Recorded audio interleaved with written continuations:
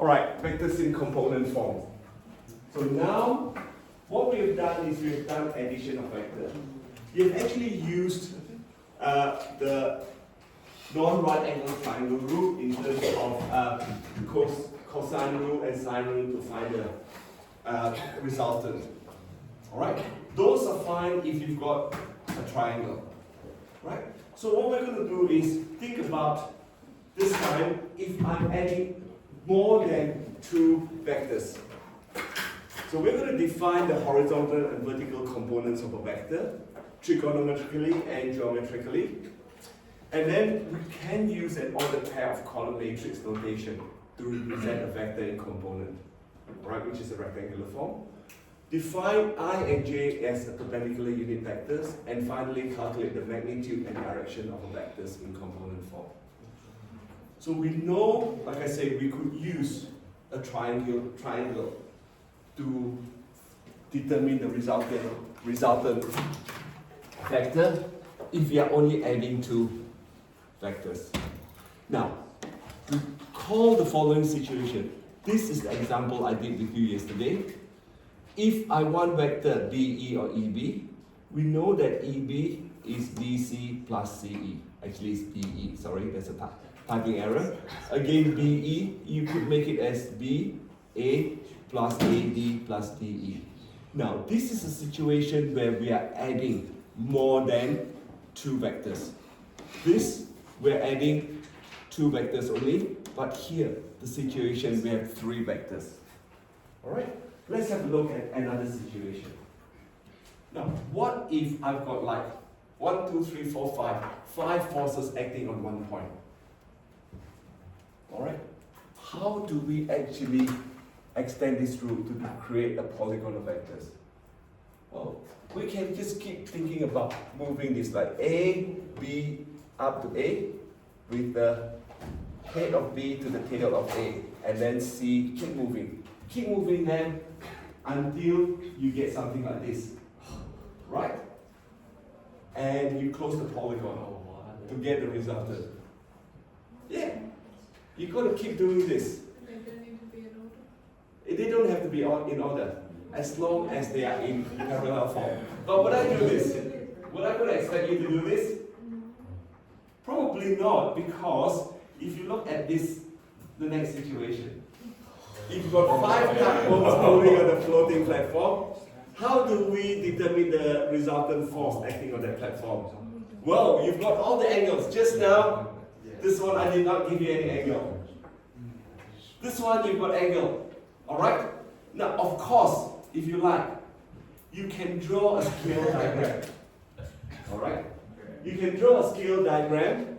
If you draw a scale diagram and you measure everything, for example, if you think about 1 centimeter represent 1 Newton, and you can find the resultant, determine the resultant by measuring. But would I do that? Would I make you do that? Probably not, because it takes a lot of time to measure everything accurately with all the angles and stuff like that. Correct? Yes? So is there an easier way of actually finding the resultant? Alright? Drawing it is fine, but if you've got 2 or 3, that's fine. Head to tail approach and apply either trigonometry or draw a scale diagram. This is such a tedious process. Now, the focus question is there a simpler way of adding vectors? Alright. This is where the component of the vectors come from. Have a look at the next slide. So consider the vector A as shown on the right. Alright? This is a vector A.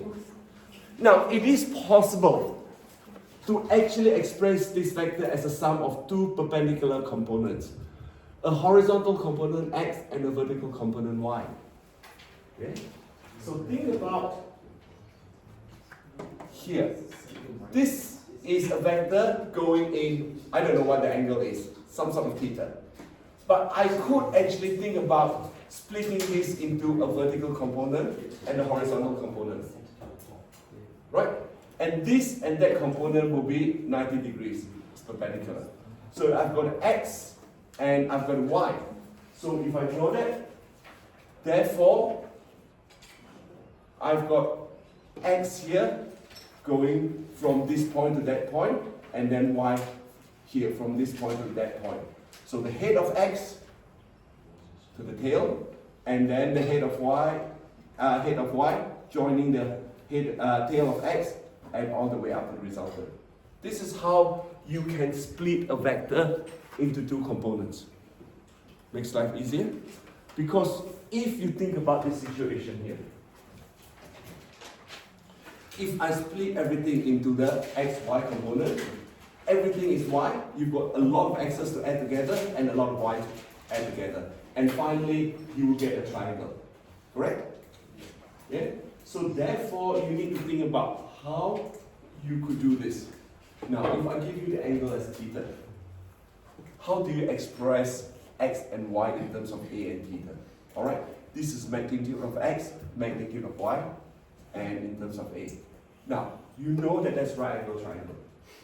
Because we have already said that it's perpendicular components, x and y. Alright? Use your idea of right angle triangle. Now, since the triangle is a right angle triangle, typing, cos theta is actually magnitude of x divided by magnitude of a, correct? That is the hypotenuse. Agree? You know a, you know the angle theta. So therefore, magnitude of x is just a cos theta. Can you write down what about y, magnitude of y, in relation to theta? What would y be?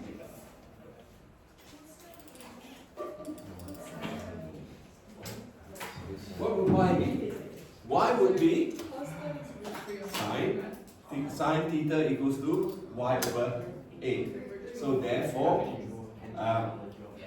magnitude of y equals to a sine theta, magnitude of a sine theta. Alright. Listen, you cannot just simply add x and y and there's a magnitude of a. It's not right. Because this is right angle triangle. Yes, vector A is made up of x and y. But the magnitude of it will be square root of x squared plus y squared. Pythagoras' theorem. Right? This is what you need to know. It's really useful when you're analyzing forces. Used plenty of that when I had to do some structural design. It was quite interesting using that. Once you know how to do that, it will make life a lot easier. Alright, let's move on to the next one. Example 1. Can you express the following vectors as a sum of its horizontal and vertical components? Alright?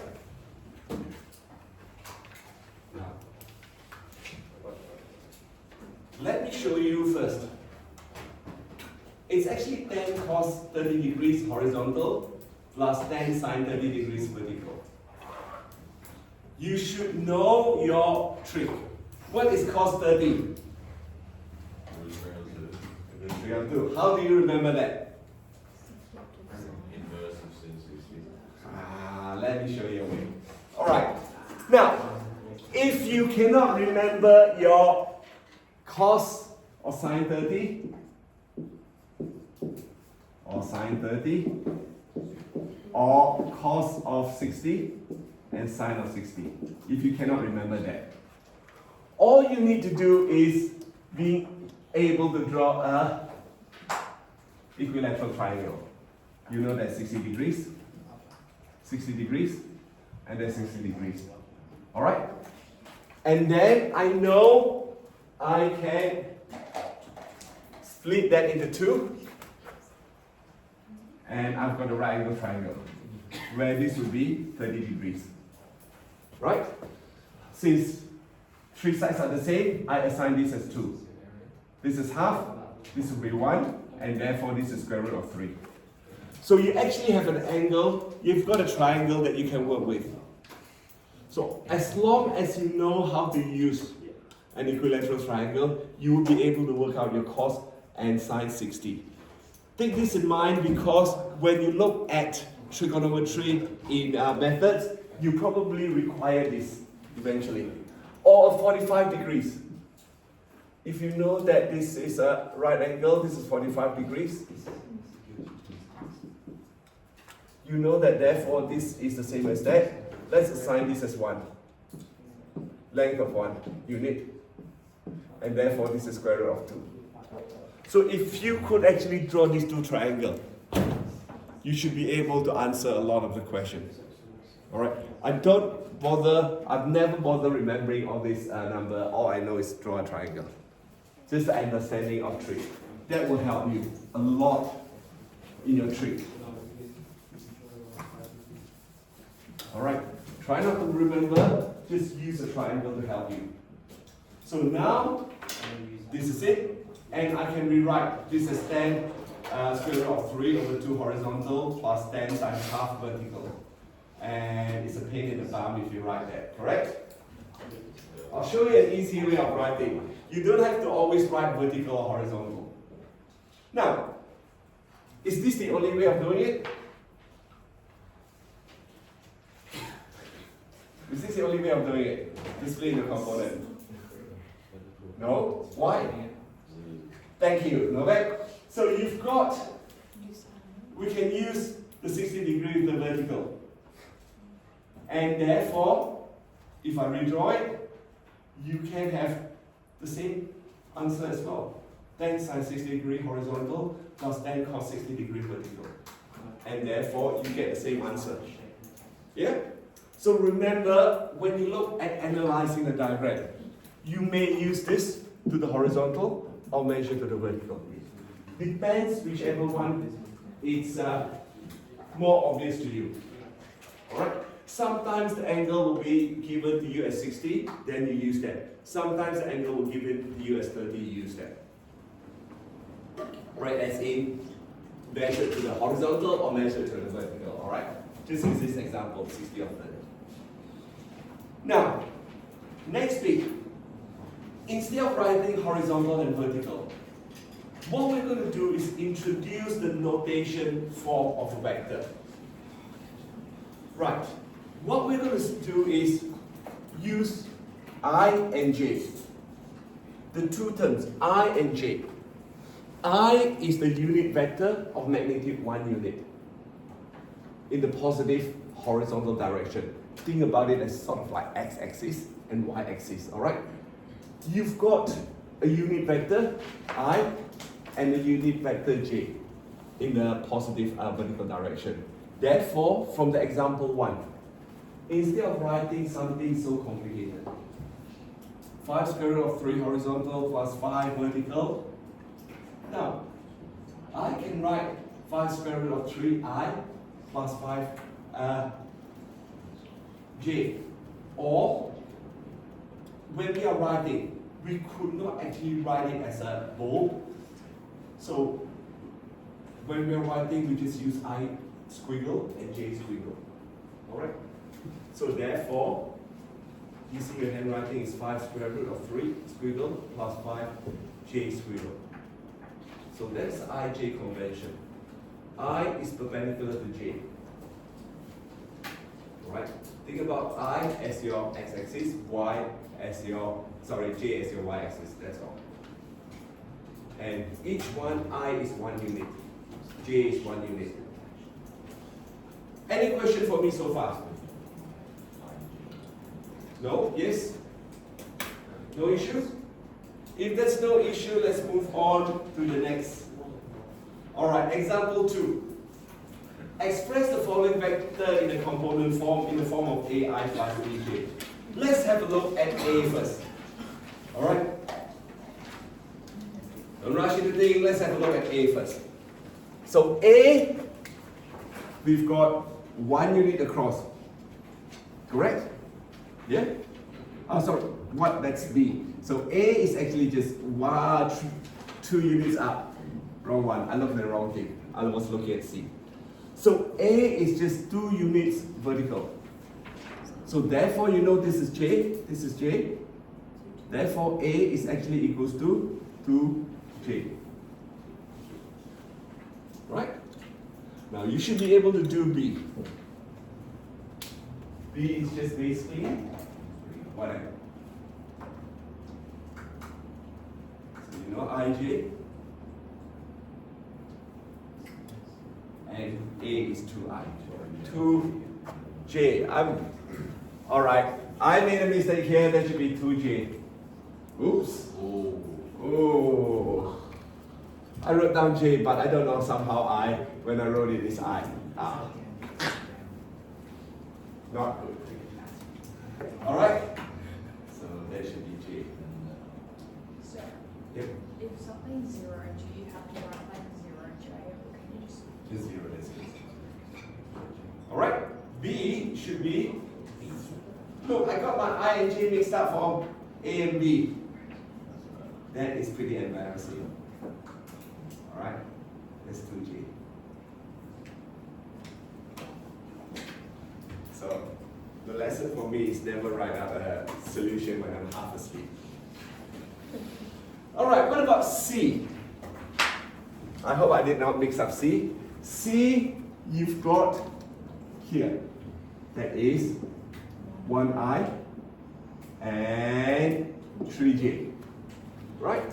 So C is just I plus 3j. Yeah, I got that right. 2j, not 3j. 2 of them. What am I saying? Here, that's 2 units up. 2j. Alright, 2 units up, 2j. D is pretty straightforward. D is just 2i and 2j. Alright?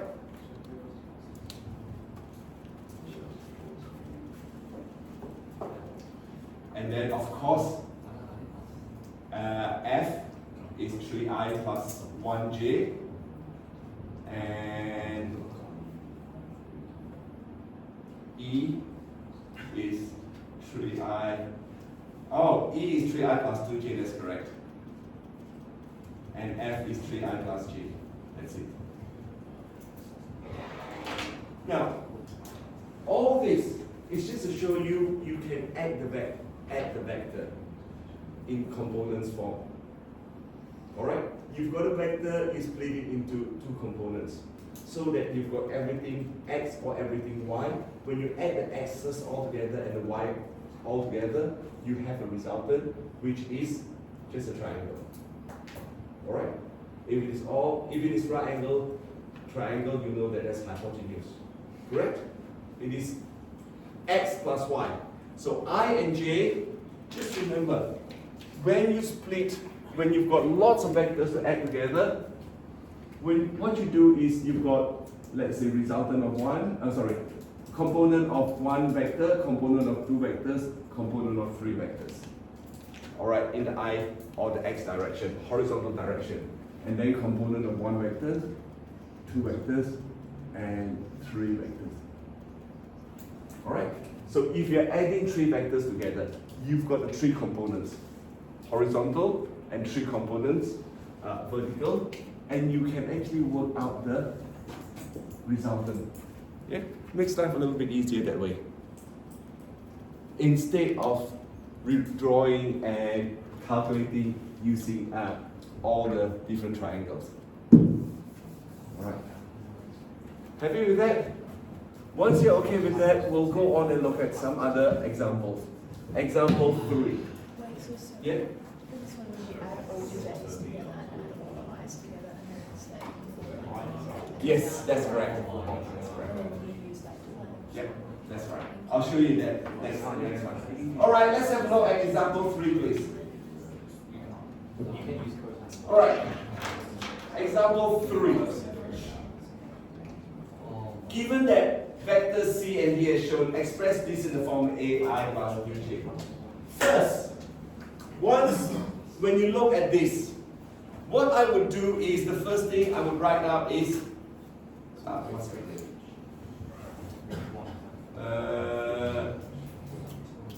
alright, first thing I would do is write down what C is. C is I plus 2J, correct?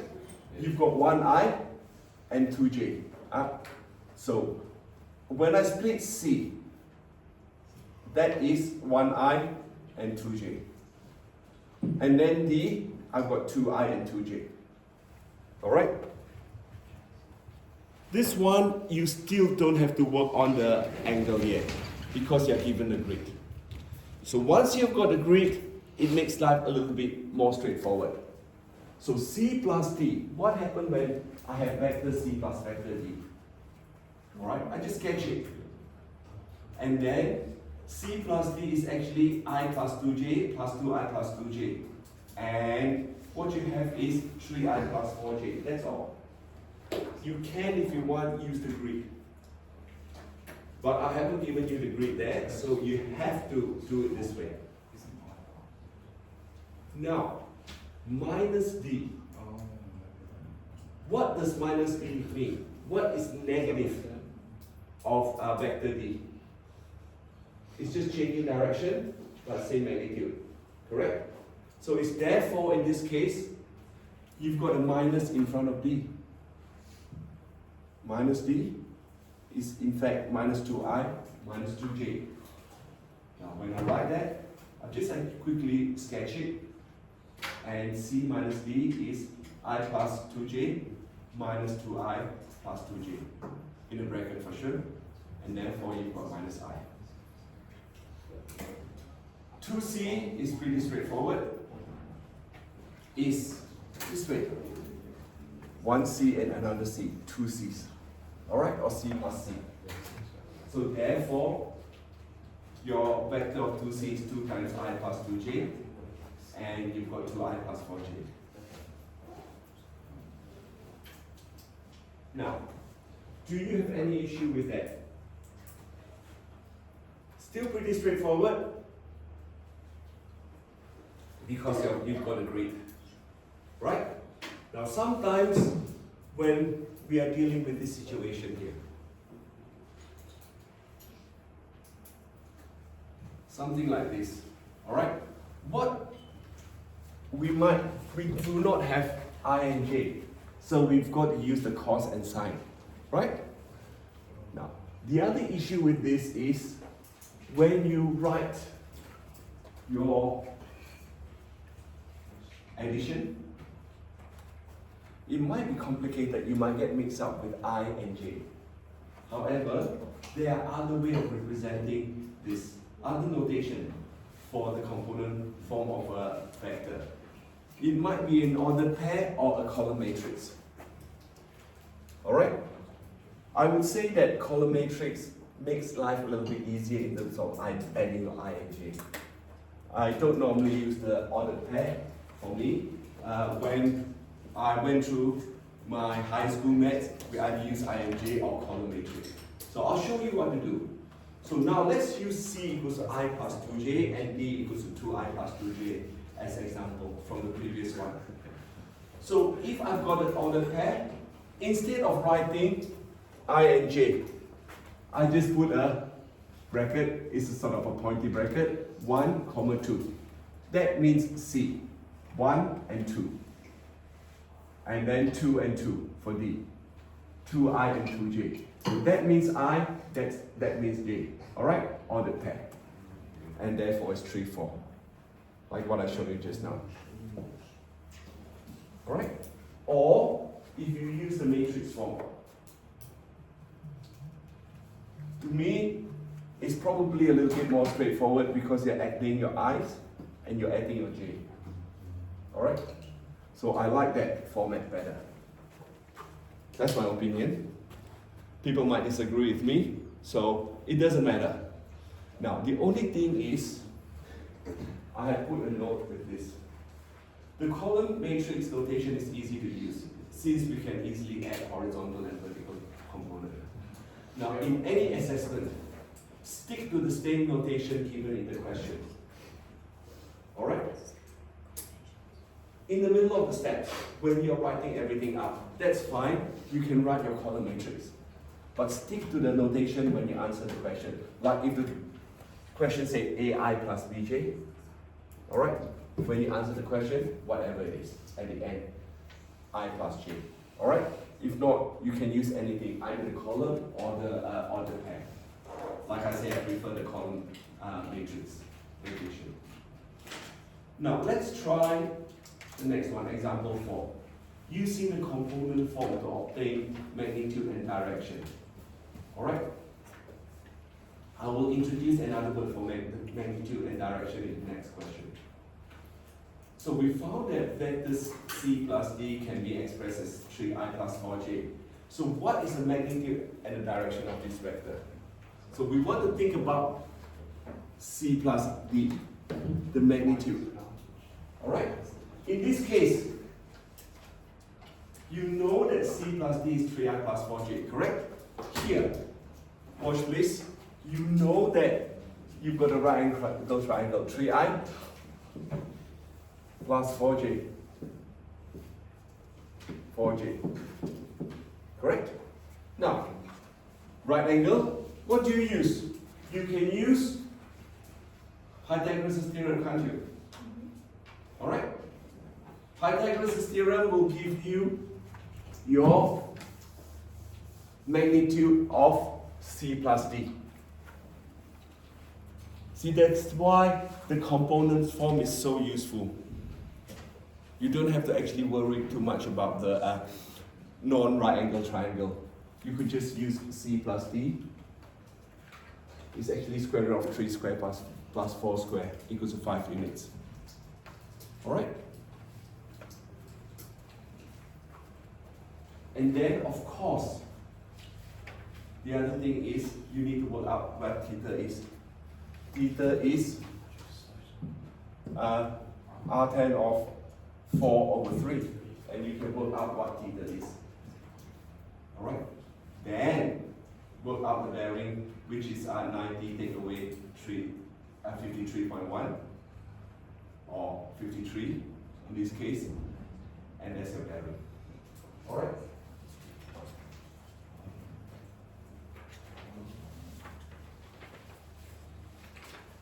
Happy with that? So once you're happy with that, let's go into the difficult one. Example 5, which is this. Whoa. I'm going to show you example 5, but the last page I would want you to try. So here, I've got 1, 2, 3 tugboats pulling on a platform and a wind force. Now, just read the question carefully. I've got the word modulus. Modulus is another word for magnitude, and argument is another word for direction. Alright? So normally we use magnitude and direction, but there are other words that you could use, modulus and argument. Alright, can you all watch how I do this, please? I do it step by step. I'm going to start off with tugboat 1. So what I do is, I write down the component of tugboat 1. Alright? This time, I use this angle here, 20 degrees. Alright? You know that in this situation, the x is minus, right? But the y is positive. You need to be very careful which one is positive, which one is negative. So here, think about the I component will be negative because you are, if you want to split it, alright? If you want to split this tugboat 1, that force, it would be going that way and then up, correct? Negative and then positive. So you need to make sure that your x is negative. Now, you know that your x, this time I'm using this 20 degrees. Instead of working out another angle. I mean, 20 is pretty straightforward, and 70, you can do that as well if you want. So tugboat 1 is minus 3000 sine 20 degrees I plus 3000 cos 20 degrees J. And of course I put down the units here. You don't have to if you don't need to. Intermediate step, I'm not that worried about it, but at the end you must. So following that, tugboat 2 and 3. Alright? So I've got 1, 2, and 3. Can you try writing the component form of the wind, please?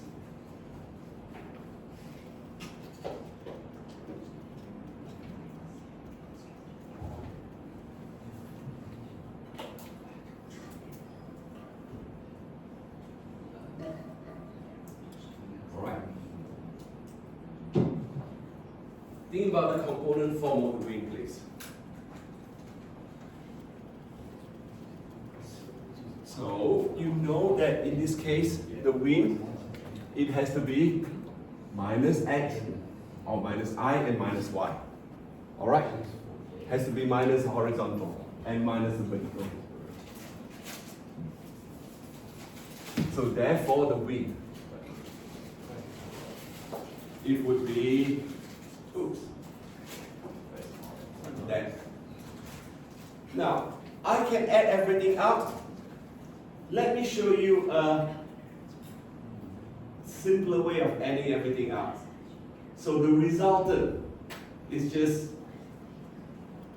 tugboat 1 plus tugboat 2 plus tugboat 3 plus tugboat 4 plus, just cutting that bit up now. And then you should be able to see the whole thing. Alright? Alright. So you should and include all four, add all four together. Like I say, I use the matrix format to do it because I then know I can add my x's and add all my y's. Right? Do you think that makes it a little bit easier if you use that format? Yeah? Yes?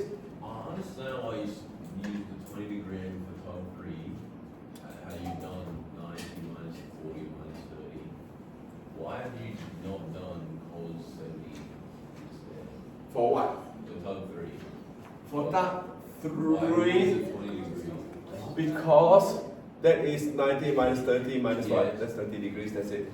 Yeah, I can use, if I want to use that 3, I can use 4,000 sine 70 plus 4,000 cos 70 anyway. Why for 12 2 haven't you used sine 60 and... Oh, because those are given straight away. So I didn't have to work out those two. Oh, Alright? okay. Okay, it's just making life more straightforward for yourself because you don't have to work those out. But if you like, you can still use 70 anyway. I don't mind. I don't mind. Alright? So it depends on whether you want to use the information there or you want to work out an extra step. That's fine. As long as you know which one is horizontal, which one is vertical. That's all. I don't mind. I just use this because those angles were given. That's it. So you can see when you add all this together, of course I used a calculator and it became something like this. Alright? Unless my calculator skills let me down, but I'm pretty sure that this will be the correct number. Alright, so minus 3,000 times sine 20 plus 4,000 times sine 30 and so on and so forth. Alright, once you've got that, this time, how do I find the magnitude and direction? What I do is, I am actually going to just draw, okay, that could be this or this. Nothing was specified, so you could give one of these answers. Alright, here, based on this,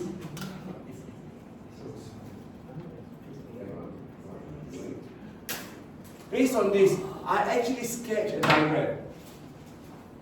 I sketch a diagram of the x and y component, the I and j component of the resultant. So there's your resultant, you know there's the x component, you know there's a y component. Right? Got it? Yeah? Once you got it, you know the direction. This is positive, positive. Therefore, it's pointing this way, pointing that way, and it's going up that way. Right? And you could work out R. Actually, I've written that as R. The resultant, the magnitude of the resultant is just a square root of 1352 squared plus 401 squared, which is approximately 141 Newton to the nearest whole number. And of course, you need to work out the bearing. Alright?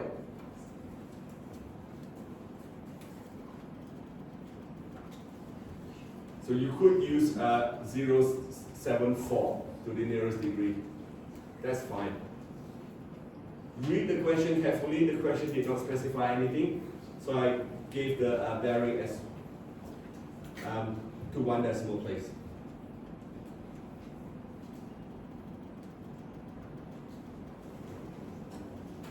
Any question? If you haven't got any question, the next 10 minutes, I would like you to try this.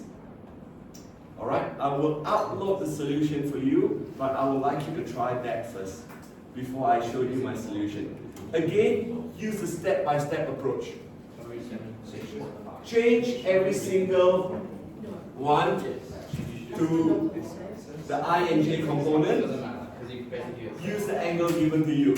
This time the angle is more complicated. I'm going to stop here. Like I say, I'll upload the solution. And finally, hopefully, in this lesson, I've covered everything that I want to cover. We'll do a bit more on component of our vectors tomorrow.